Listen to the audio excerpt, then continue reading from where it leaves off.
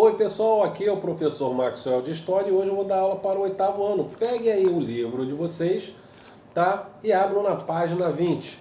Hoje nós vamos falar do período regencial. Antes da gente começar a falar desse período regencial, nós temos que falar um pouquinho só para lembrar o que levou a esse período regencial. Dom Pedro I, ele vai renunciar ao trono do Brasil, certo? E deixa como futuro imperador seu filho Pedro de Alcântara, certo? Que só tem 5 anos de idade. E ele não pode assumir o trono, porque na Constituinte da época dizia que ele só poderia assumir o trono com a maioridade, que na época era 21 anos. Então, tinha que ter um governo regencial nesse período, enquanto ele não alcançasse a maioridade. Só que, quando Dom Pedro vai renunciar, isso vai ser em 1831, ele vai embora, que ele vai de madrugada, ele não sai de manhã, gente, ó, tô indo embora. Não. Ele renuncia ao trono e vai embora de madrugada e o pessoal, quando chega de manhã, descobre que Dom Pedro renunciou. Na época, o Congresso, né, da época, ele estava em recesso. Então não tinha ninguém na cidade. Os poucos que estavam lá vão se reunir para saber o que vão fazer. Então eles acabam colocando a tríplice regência provisória. E contando uma curiosidade aqui, quando chegou de manhã, o povo foi todo mundo lá para o Paço Imperial. Então pegaram Dom Pedro com 5 aninhos só, botaram Dom Pedro de Alcântara, futuro Dom Pedro II, botou dentro de uma carruagem e ele chorava muito, certo? Já que a sua mãe tinha morrido, Dona Leopoldina.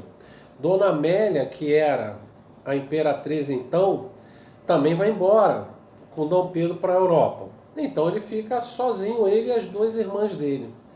Mas só tem 5 anos de idade. Então põe ele numa carruagem e leva ele para o Paço Imperial.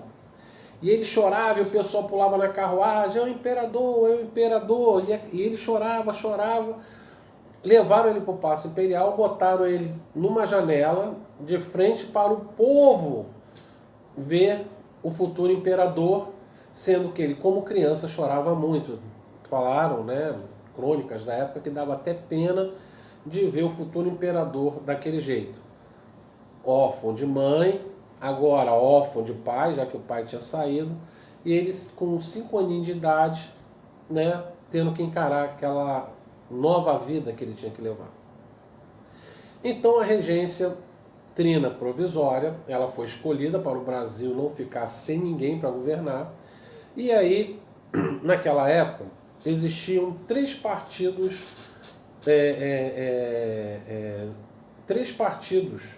os moderadores, os exaltados e o partido português. Esses 3 partidos, certo? Principalmente o exaltado e o moderador, porque o exaltado eles queriam, na realidade, que o Brasil se tornasse uma república e uma independência maior das províncias, né? Que hoje seriam os estados. E os moderadores, não, vamos ficar como está, logo logo o imperador vai ser coroado e vamos apoiar o império. Já o partido português, ele já lutava, né, fazia campanha para ver se Dom Pedro I, que tinha ido para a Europa e tinha renunciado ao trono, retornasse e voltasse a ser imperador do Brasil. E o Brasil, naquela época ali, realmente estava cheio de problemas. A América espanhola estava se fragmentando em vários países. E chegou uma hora que o pessoal pensou que poderia acontecer isso aqui no Brasil. Tá? A fragmentação do Brasil. Só que, o que vai acontecer? Vamos falar um pouco da política, depois a gente vai falar um pouco das revoltas. Na política, certo, vai ficar essa briga entre os exaltados e os moderadores, tá? E os portugueses ali também, porque na realidade, se vocês pararem para pensar, o Brasil é um país jovem, né? 1931, não tinha feito nem 10 anos de idade, de independência. E o que ia acontecer? Né? A maioria, né, era de portugueses, tá? Então o que vai acontecer? Quando eles começam a administrar o país, né, aí vão chamar o Congresso, né, os deputados para retornarem, aí sim eles vão escolher a trina permanente, tá? Que vão ser 3 pessoas que vão governar o país, tá? Vamos lá, na trina provisória ficou os senadores, tá? Nicolau Pereira de Campos, Vergueiro, José Joaquim Carneiro de Campos, além do brigadeiro Francisco de Lima e Silva. Aí quando veio a regência, quando eles votaram, para ver agora seria a regência trina permanente, aí vai ser escolhido, certo? Esses mesmos senadores, bem dizer, tá? Para governar o país, tá? Como eu falei, existiam os exaltados, existia os moderados, existia o Partido Português. Sendo que o Partido Português vai acabar. Aí eu faço a pergunta, que pena que a gente não está em sala de aula. Por que o Partido Português acaba e se junta aos o Partido Moderador? Simples. D. Pedro I vai vir a falecer. Por quê? Os portugueses não lutavam para ele retornar ao Brasil para voltar a ser o imperador? Se ele morreu, não tem mais o porquê eles insistirem nisso.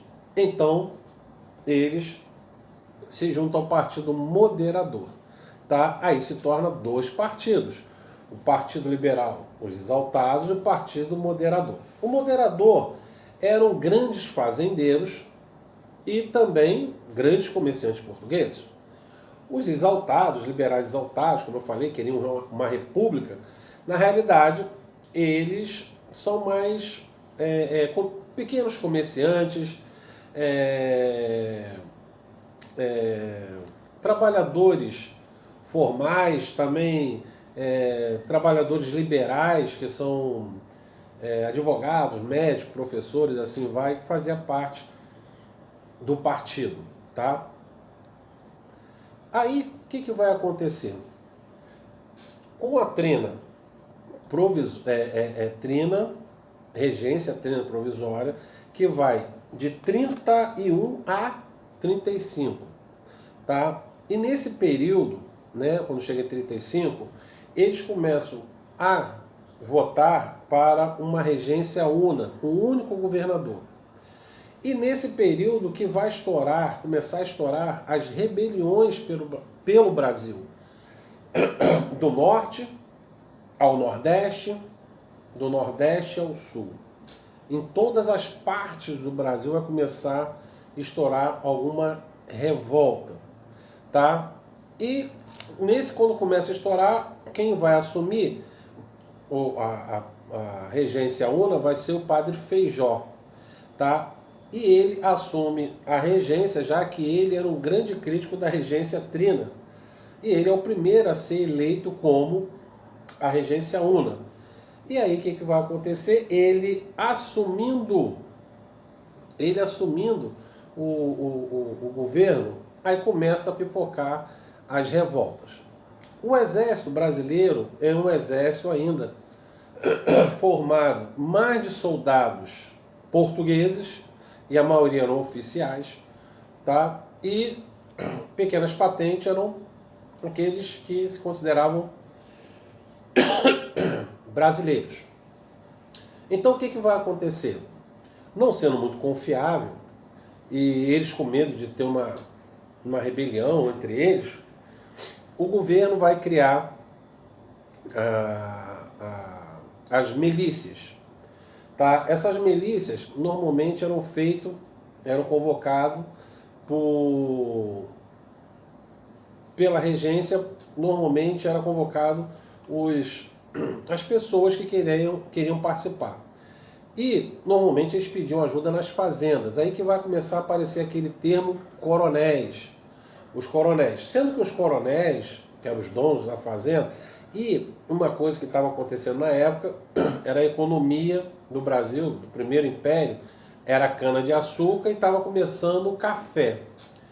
Então, esses donos dos cafezais, né, os barões, futuros barões do café, vão se tornar os coronéis e os seus empregados eram seus soldados e eles ajudavam a combater essas milícias, essas revoltas que vão acontecer pelo Brasil inteiro.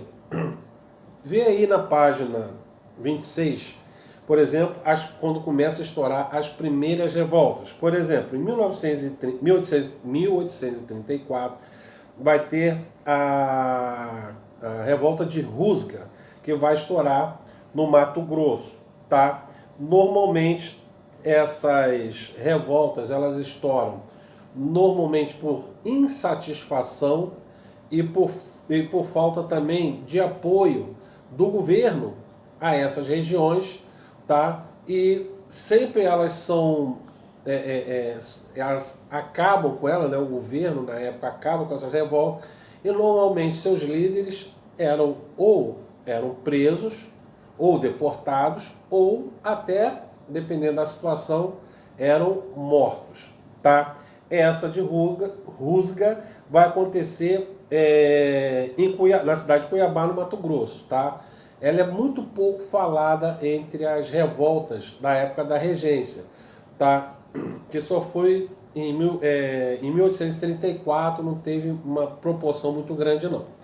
Mas a revolta de Cabanagem, que era assim, população mais pobres, normalmente de mestiços, ex-escravos, certo? Isso foi lá no Grão-Pará, atual estado do Pará. Mas o Grão-Pará, a província do Grão-Pará, ela pegava ali o estado do Pará, pegava Roraima ali e pegava um pouquinho da Amazônia também, tá? A província era muito grande. Então o que vai acontecer? Ela tem esse nome, Cabanagem, e vai ser uma que vai durar mais, duas que vão durar mais, vai ser a Farroupilha e Cabanagem. A Cabanagem vai de 1835 a 1840 e vai ser uma das mais violentas. Para vocês terem uma ideia, foi para mais de 30 mil mortos. Para a época era muita gente, tá? E os principais líderes, por exemplo, vai ser Eduardo Angelim, tá? E ele até acreditava que o imperador, né, o futuro imperador Dom Pedro II, pregava mais aí aquela coisa. Uma parte de comerciantes, a cabanagem vai começar lá com as pessoas reivindicando melhorias por causa da miséria que eles passavam. Grandes comerciantes vão abraçar a causa e vai tomar a iniciativa, tá? Essa revolta vai ser umas que vão mais durar, umas que duram mais na época da regência, e ela acaba em 1840, quando Dom Pedro é declarado a sua maioridade, tá? Esse conflito, como eu falei, foi o mais violento e os principais líderes vão ser presos ou alguns foram mortos, tá? Outra revolta vai ser a revolta dos Malês, de 1835. Ela, como a de Rusga, foi uma revolta pequena, muito concentrada no lugar. Mas a revolta dos Malês, ela tem isso por quê? Ela tem o nome porque é uma revolta de escravos, que vai acontecer na região lá da Bahia. E a revolta dos Malês são da região de Malês, lá no continente africano, e eles são de origem muçulmana, tá? E quando eles se revoltam, mais de 1.500 escravos, certo? Eles querem um Estado independente e outra coisa também, eles querem um Estado muçulmano, certo? E a libertação dos escravos. Sendo que a revolta do Cabanagem não queria a libertação dos escravos. Já essa aqui, Malês, é uma revolta de escravos, vão querer, claro, a libertação dos escravos. Ela foi logo sufocada e acabaram. E foi, claro, para tentar evitar outra revolta dessa, foi proibido a prática da religião muçulmana pelos escravos, tá? Então, aí que acaba a revolta do Malês. Temos aí a revolta dos farroupilhas. A revolta farroupilha ela vai acontecer no sul do país pelo seguinte fato, do que o pessoal do sul vende charque. Charque nada mais é do que carne seca. O charque, por exemplo, da Argentina ou do Uruguai, são vendidos com um preço bem mais barato que o charque do lado do sul do país. Então eles vão reivindicar ao governo, falando assim, pô, vamos taxar aí alguns impostos sobre o charque argentino e uruguaio para a gente ter possibilidade de vender nosso charque. Só que aí, deles fazerem isso, o governo do sul, da região sudeste do Brasil e do nordeste vão colocar impostos sobre o charque do sul. Aí o pessoal já começa a ficar revoltado. Aí o interventor que estava no sul do país, ele vai começar a cobrar altos impostos aos fazendeiros daquela região. Aí que a revolta vai estourar realmente, tá? Quem vai ser o principal aí vai ser Bento Gonçalves, tá? Vai ser o general que vai comandar a República Rio-Grandense. Essa que vai durar mais, que vai começar em 1835 e vai até 1845. Quer dizer, eles vão entrar já no início do Império de Dom Pedro II. Que Dom Pedro II, por exemplo, vai ser coroado em 1840. Em 1845, quem vai negociar com os revoltosos vai ser Duque de Caxias, né, o futuro Duque de Caxias. E nessa negociação ele vai vai recuperar a região, certo? Vai voltar a ser do Império Brasileiro. E, em troca, aqueles que eram oficiais, né, dessa revolta vai continuar com as suas patentes, certo? E o governo brasileiro promete dar mais atenção à região sul do país. Nessa revolta vai ter um italiano conhecido como Giuseppe Garibaldi. Ele está morando no sul e vai fazer parte da revolta farroupilha. E incrível que pareça, quando a gente for falar da unificação da Alemanha e unificação da Itália, nós vamos ouvir de novo falar sobre Giuseppe Garibaldi, que vai ser na unificação da Itália. Ele também vai fazer parte da história da Itália.